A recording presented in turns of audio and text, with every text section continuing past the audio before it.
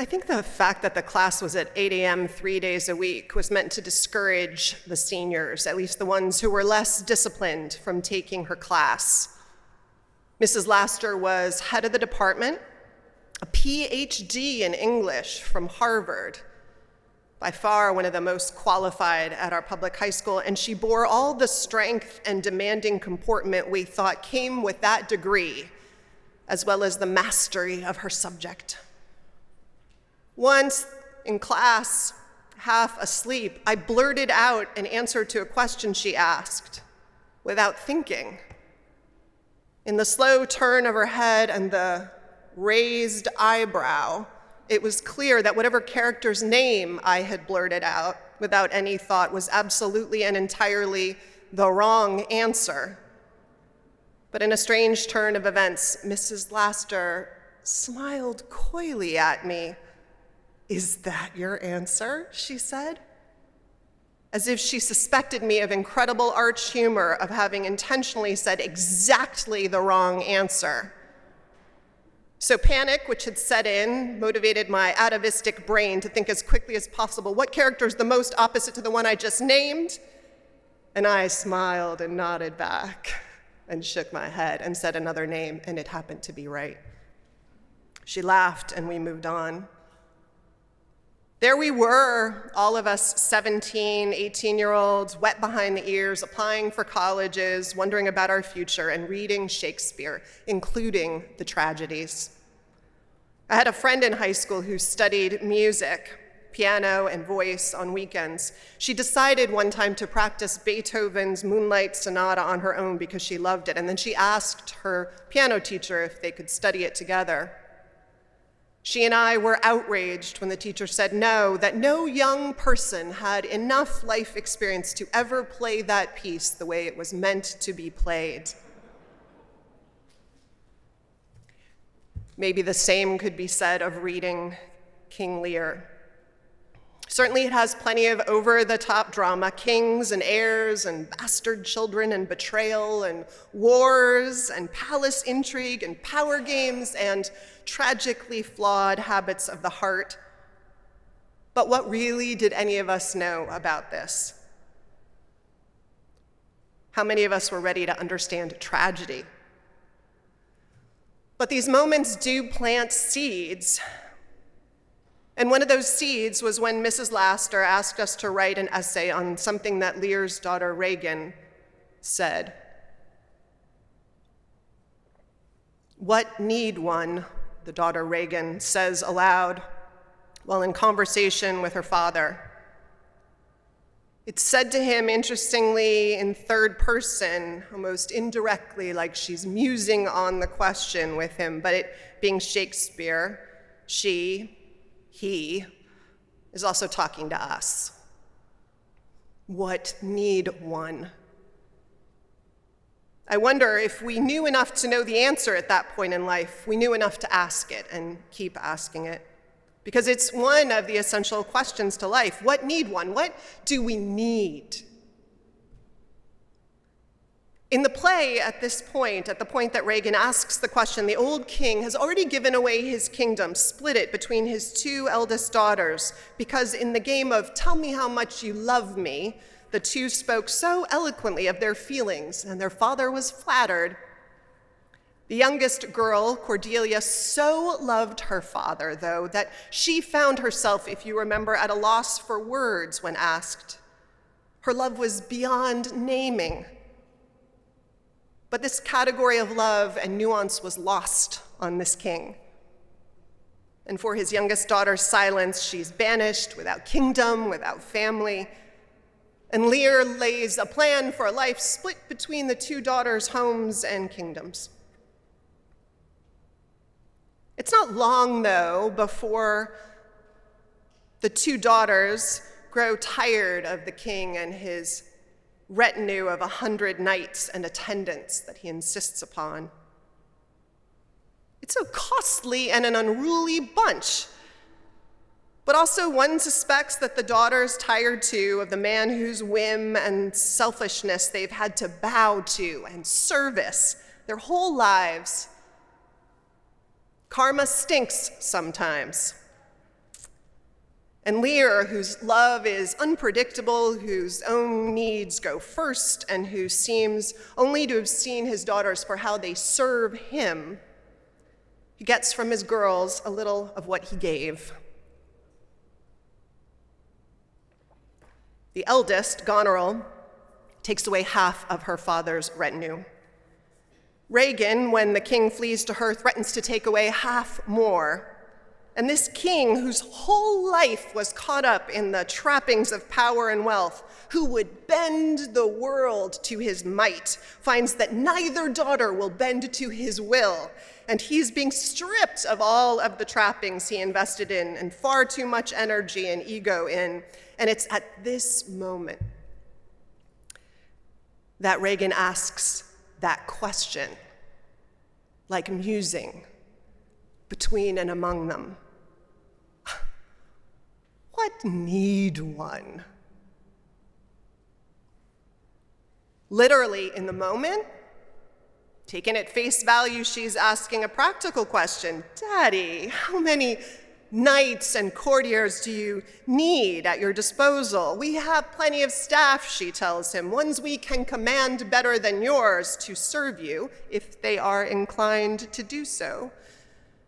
The king could and should lean into their largesse. In fact, they may require that of him. But the question Regan asks is more than the little one, the literal one. What she and Shakespeare are asking is more than about how many knights and attendants a king, a retired king, requires. They're asking the question the king never seemed to have asked, the one that got him into this particular place. What does a life really need to be secure? What can we lean on? This January, I did a January fast of sorts. Not alcohol, not caffeine, never caffeine. Shopping.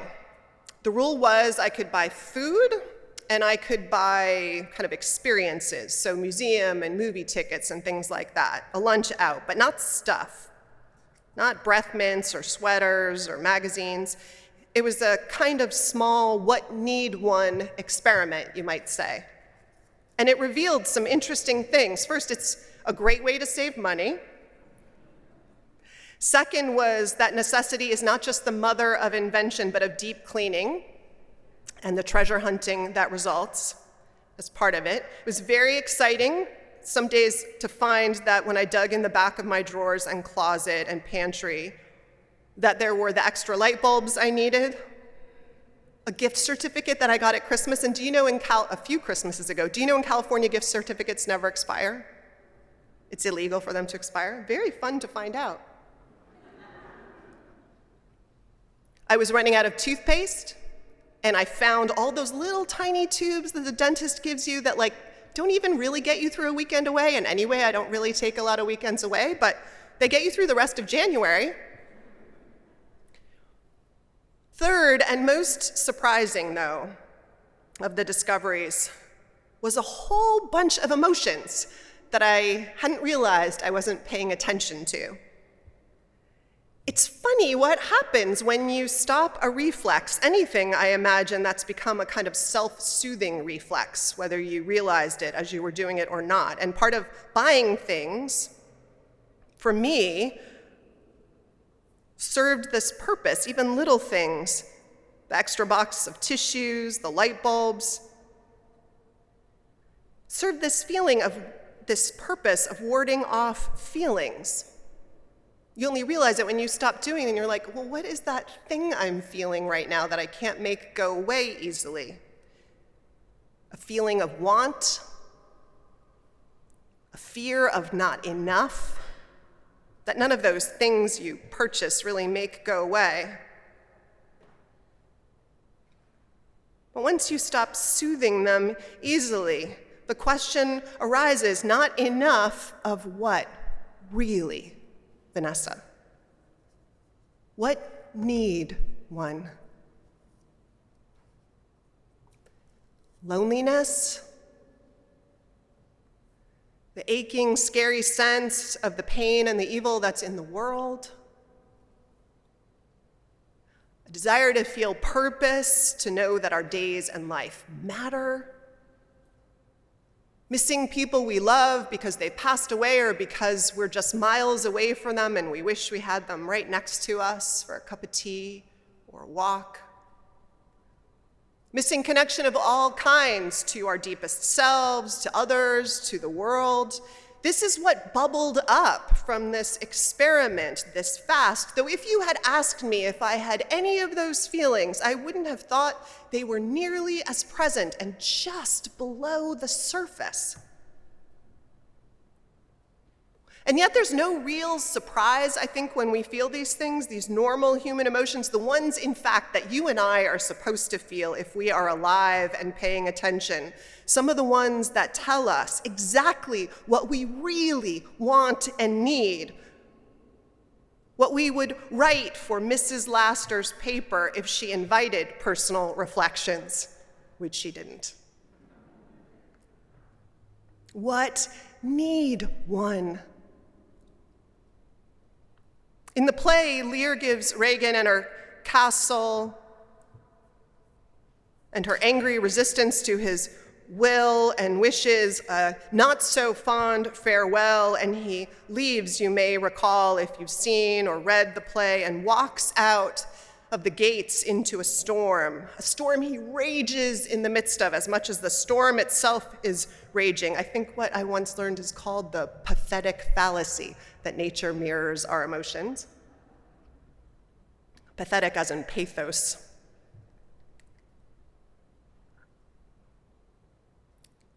And he goes out into this storm, whether he knows it or not, because his daughter has asked him a question that he is not equipped to answer. But the storm has the answer for him, I think.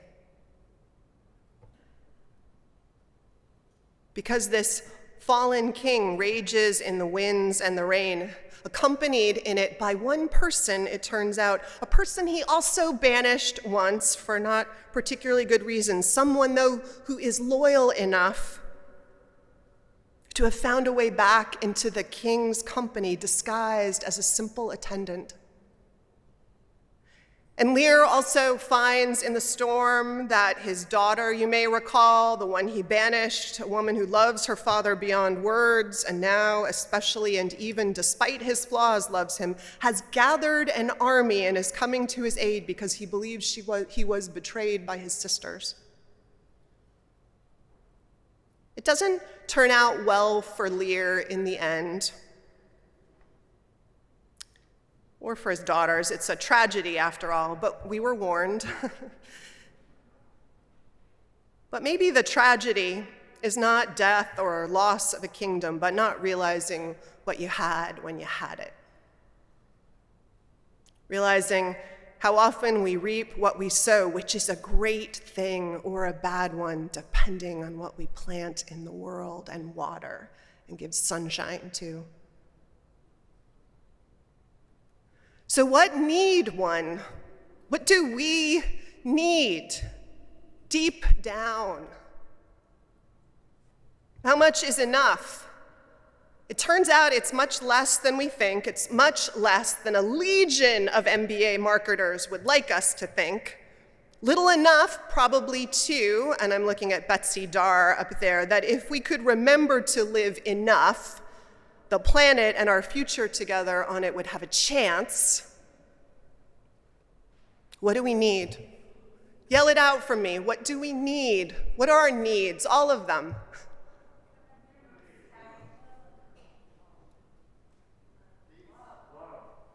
Love. Connection. Safety. Friendship.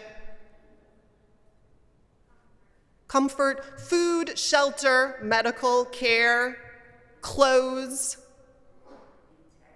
integrity, Jesus, something to believe in, someone to follow. Enough safety from freedom and fear and persecution, enough freedom to think and determine our lives, because that's important to us, the ability to grow. I think what we need is to know in part that we're using our life to our power, our privilege, to bend that moral arc of the universe down towards justice, towards the good as we know it, as we were taught it, as we believe it to be.